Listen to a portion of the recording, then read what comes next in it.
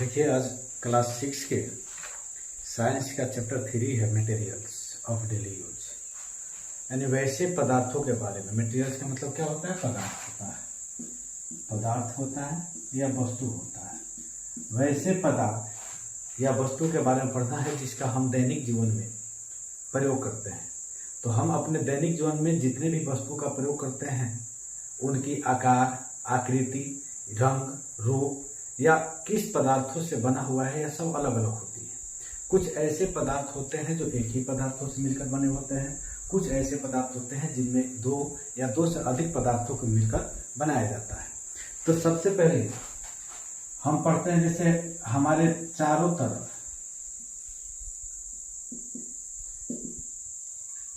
बहुत सी चीजें पाई जाती हैं और ये सभी चीजें या तो नेचुरल होती हैं या तो मैनमेड होती है।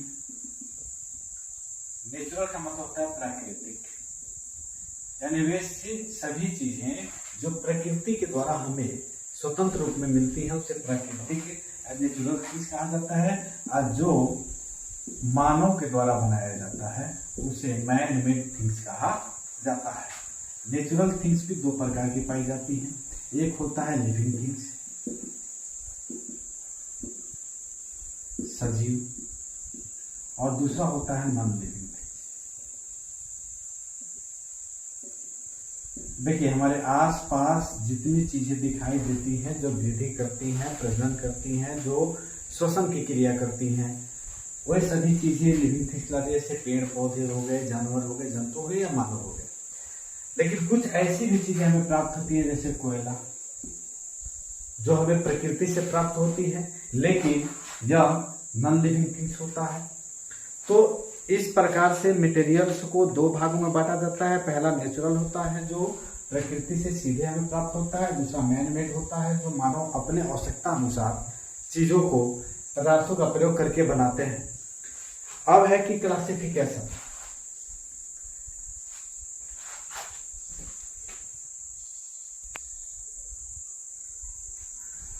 देखिए, क्लासिफिकेशन ऑफ ऑब्जेक्ट्स के बारे में जानना है कि क्लासिफिकेशन ऑफ ऑब्जेक्ट्स क्या है। तो देखिए, ऑब्जेक्ट्स जो भी वस्तुएं होती हैं उनको उनके कुछ विशेष गुणों के आधार पर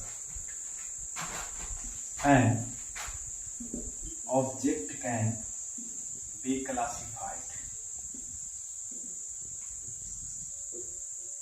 बाय सम प्रॉपर्टीज। प्रॉपर्टीज का मतलब है गुण। किसी भी वस्तु को क्लासिफाइड किया जाता है उसके किसी न किसी विशेष गुण के कारण, और वे गुण क्या हो सकते हैं? साइज हो सकता है, शेप हो सकता है, या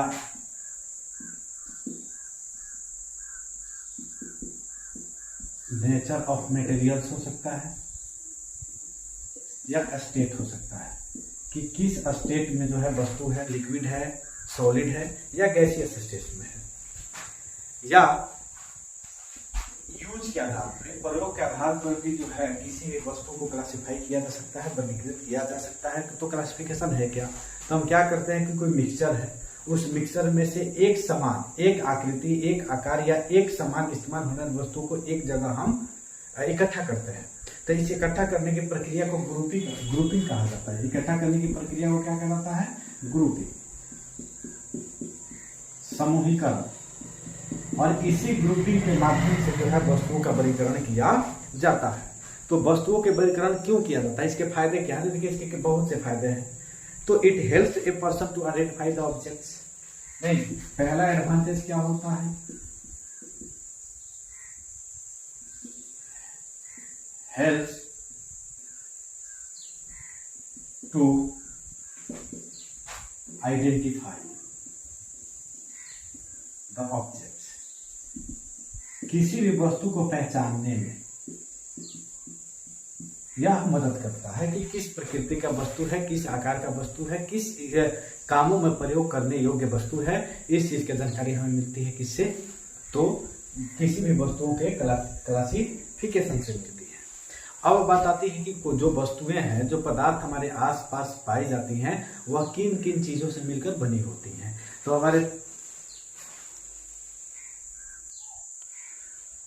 तो अब है अगला कि what are objects made of, कि वस्तुएं किन किन चीजों से मिलकर बनी होती है। तो जैसे हम लोग देखते हैं कि कुछ चीजें जो हमारे आसपास है, जैसे हम क्लासरूम में देखते हैं टेबल्स हो गया, डेस्क हो गया, बेंच हो गया, कुर्सी हो गया, ये सभी के सभी चीजें जो है लकड़ी से मिलकर बनी होती है।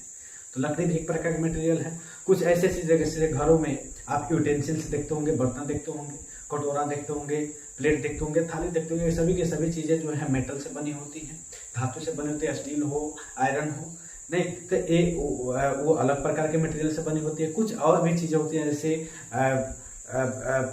प्लास्टिक से बनी हुई चीजें होगी, जैसे वाटर बोतल होगी या पेंसिल्स हो गए, ये सभी चीजें जो है, या पेन हो गए, ये सभी की सभी चीजें प्लास्टिक से बनी होती है। प्लास्टिक भी एक प्रकार का अलग सा मटेरियल है। तो कोई भी ऑब्जेक्ट होता है, N object can be made up of different materials.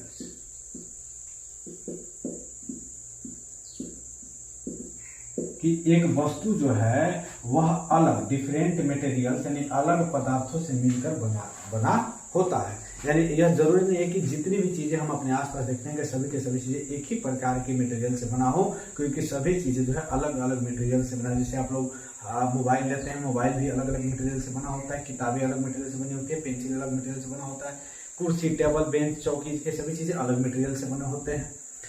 तो जैसे एग्जाम्पल में एक कटोरा, ए बॉल में भी made up of plastic, glass भी प्लास्टिक का होता है नहीं, या हो सकता है कि ग्लास स्टील का भी बना हो। तो एक गिलास दो तरह का, एक गिलास प्लास्टिक का बना होता है, एक गिलास स्टील का बना होता है। तो वस्तुएं जो है अलग अलग प्रकार के पदार्थों से मिलकर बनाई जाती है। दूसरा पॉइंट है कि different objects can be made of same material. कुछ ऐसे वस्तुएं होते हैं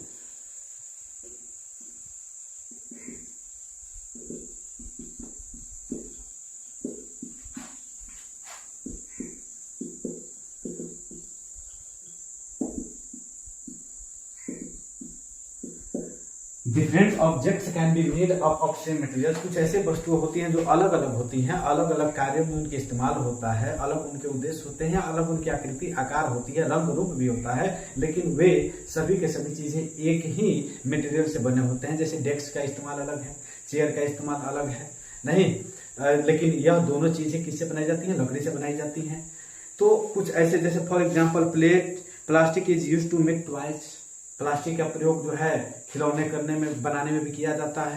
प्लास्टिक का प्रयोग जो है बाल्टी बनाने में किया जाता है। Plastic can be used to make a glass बनाने में किया जाता है। Plastic can be used to make mugs, bags, etc। नहीं, प्लास्टिक का प्रयोग जो है अलग अलग वस्तुओं को बनाने में किया जाता है। ऑब्जेक्ट्स कैन बी मेड, कुछ ऐसे वस्तुएं होते हैं, objects can be made using 2 और मोर मटेरियल्स। कुछ ऐसे पदार्थ होते हैं जिनको बनाने में 2 या 2 से अधिक वस्तुओं का प्रयोग किया जाता है, मटेरियल्स का प्रयोग किया जाता है। जैसे a window of a house, जैसे घर के खिड़की को देखो, घर के खिड़की बनाने में लकड़ी का भी प्रयोग किया जाता है, मेटल का भी प्रयोग किया जाता है। बहुत सी ऐसी चीजें हैं जो उसमें लगाई जाती हैं, लकड़ी भी लगाई जाती है, जैसे उसमें ग्लास भी लगाया जाता है। तो एक विंडो बनाने में जो है हम 3 या 2-3 पदार्थों का प्रयोग करते हैं। तो इसी आधार पर कहा जा सकता है कि एक वस्तु को बनाने में, एक वस्तु को बनाने में हम 2 या 2 से अधिक मटेरियल्स का भी प्रयोग कर सकते हैं।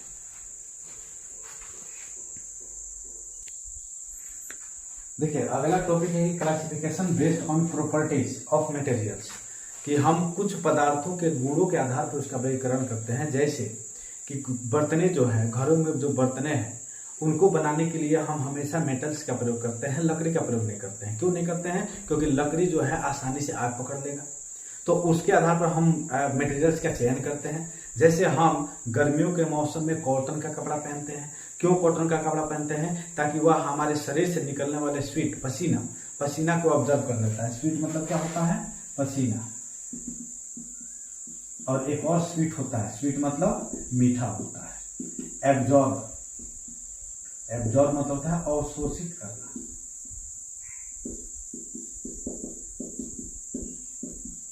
ठीक है, तो सबसे पहले किसी भी वस्तु को बनाने में हम किस मटेरियल का यूज कर रहे हैं या करना है, उसके लिए हमें उसके प्रॉपर्टीज को जानना बहुत ही आवश्यक है।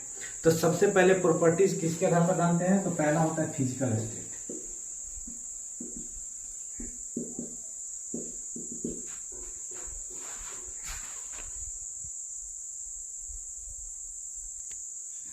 देखिए, फिजिकल स्टेट के आधार पर मटेरियल को 3 भागों में बांटा जाता है। पहला होता है सॉलिड, दूसरा होता है लिक्विड और तीसरा होता है गैस।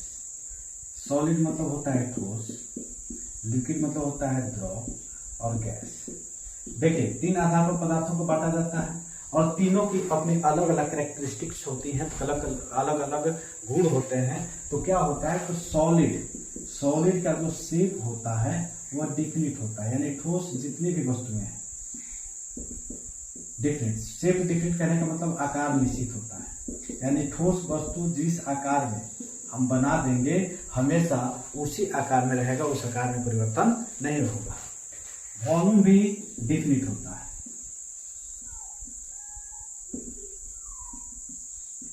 यानी आयतन भी निश्चित होता है। नहीं, जितने किलोग्राम का, जितने वजन के या जितने स्थान वह घेर रहा है, अगर वैसा वस्तु बना के एक चेयर बना के हम रख दिए सॉलिड स्टेट में, तो वो चेयर हमेशा के लिए उतना ही स्थान घेरेगा जितना कि बनाने के दौरान घेरता है। दूसरा होता है लिक्विड। लिक्विड का शेप डिफिनिट नहीं होता है। क्यों डिफिनिट नहीं होता है? कि इसको जिस कंटेनर में शेप इनडिफिनिट होता है, यानी आकार अनिश्चित होती है, यानी इसको हम जिस भी कंटेनर में रखेंगे उसी कंटेनर का आकार लेगा, जैसे एक। लेकिन इसका वॉल्यूम जो होता है वह डिफिनिट होता है।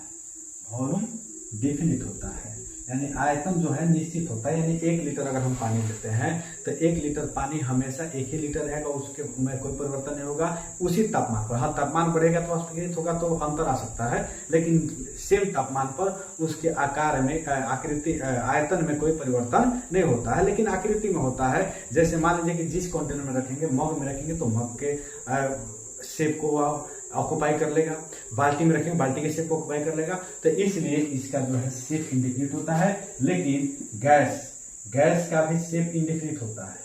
वह जितने भी आयतन का हम बर्तन में गैस को लेंगे वह उतना ही आयतन को पूरा क्या कर लेता है?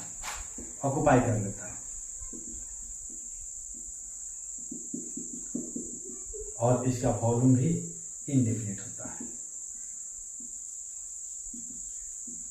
यानी आकार और आयतन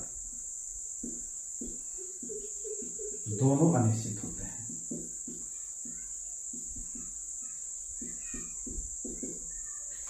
इसका आकार अनिश्चित होता है लेकिन आयतन निश्चित होता है, यानी इसका आकार बदल सकता है कंटेनर के आधार पर, लेकिन जितना हम आयतन लेंगे उतना ही आयतन का लिक्विड रहता है। तो यह फिजिकल स्टेट के आधार पर पदार्थों को, मटेरियल को 3 भागों में बांटा जाता है। देखिए, मटेरियल्स के प्रॉपर्टीज का दूसरा आधार है अपीयरेंस।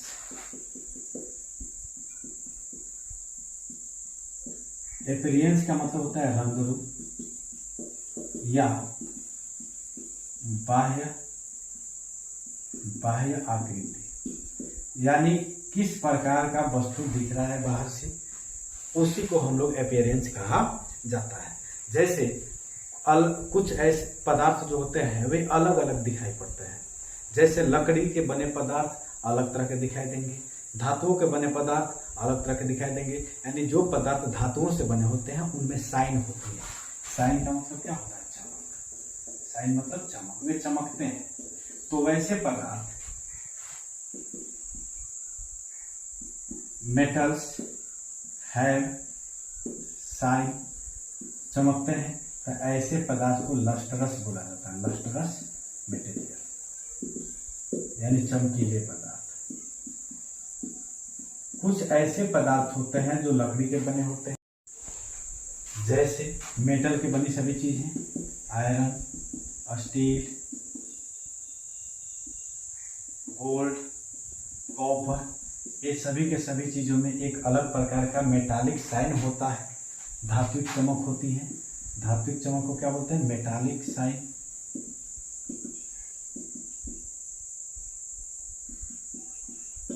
धात्विक चमक।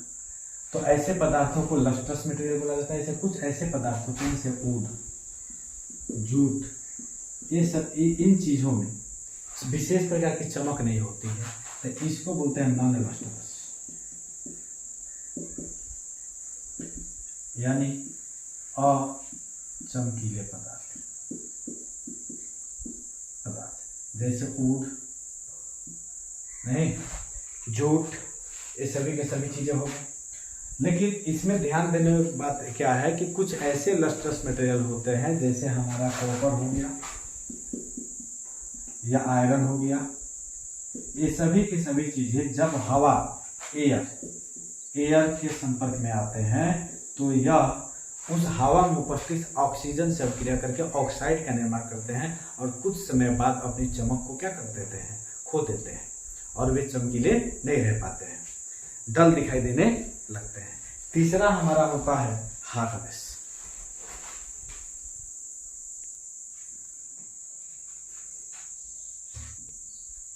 देखिए अगला होता है हार्डनेस। हार्डनेस का मतलब होता है कठोरता। कुछ ऐसे पदार्थ होते हैं जिनको इजीली कंप्रेस या कट, कंप्रेस मतलब दबाना, कट मतलब काटना, जिनको दबाया नहीं जा सकता है, सिकुड़ाया नहीं जा सकता है या काटा नहीं जा सकता है। तो जिसको कंप्रेस नहीं किया जाता है, काटा नहीं सकता है, उसको हार्ड मटेरियल कहा जाता है। Can be compressed and cut, ऐसे पदार्थों को क्या बोलते हैं? हार्ड मटेरियल बोलते हैं।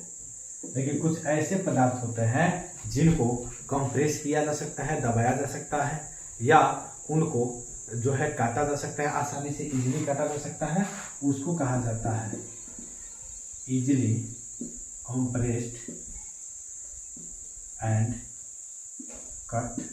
तो उनको कहा जाता है सॉफ्ट मटेरियल। नहीं, जैसे हार्ड मटेरियल में क्या हो गया? हमारा आयरन हो गया, नहीं जितनी भी मेटल की चीज है, सिल्वर हो गया, ये सभी के सभी क्या है? डायमंड हो गया, ये सभी के सभी चीजें हमारा हार्ड मटेरियल है। जैसे इसमें कॉटन हो गया, कॉटन हमारा क्या है? सॉफ्ट मटेरियल है। कॉटन को आसानी से कंप्रेस किया जा सकता है, कॉटन को आसानी से जो है काटा जा सकता है। या वैक्स एंड स्पॉन्ज, स्पॉन्ज हो गया, स्पॉन्ज का बॉल देखते हो, स्पॉन्ज के गेंद को जब दाबते हैं तो अपने आकृति को क्या होता है? चिपटी हो जाती है, लेकिन छूने पर फिर अपने आकृति को धारण कर लेता है। यहाँ एक ध्यान देने योग्य बात है कि इस पृथ्वी पर डायमंड एक ऐसा मटेरियल है, डायमंड का मतलब होता है हीरा, जो सबसे कठोर होता है। Diamond, it is most hardest material on the earth. यानी पूछा जाए कि पृथ्वी पर सबसे कठोर चीज कौन सा है, सबसे कठोर पदार्थ कौन सा है, तो कौन सा होगा? डायमंड होगा। डायमंड इस पृथ्वी पर का सबसे कठोर पदार्थ होता है। यहाँ एक और बात कि हम हार्ड मटेरियल का प्रयोग करके जो है सॉफ्ट मटेरियल पर स्क्रैच या सॉफ्ट मटेरियल को काट भी सकते हैं।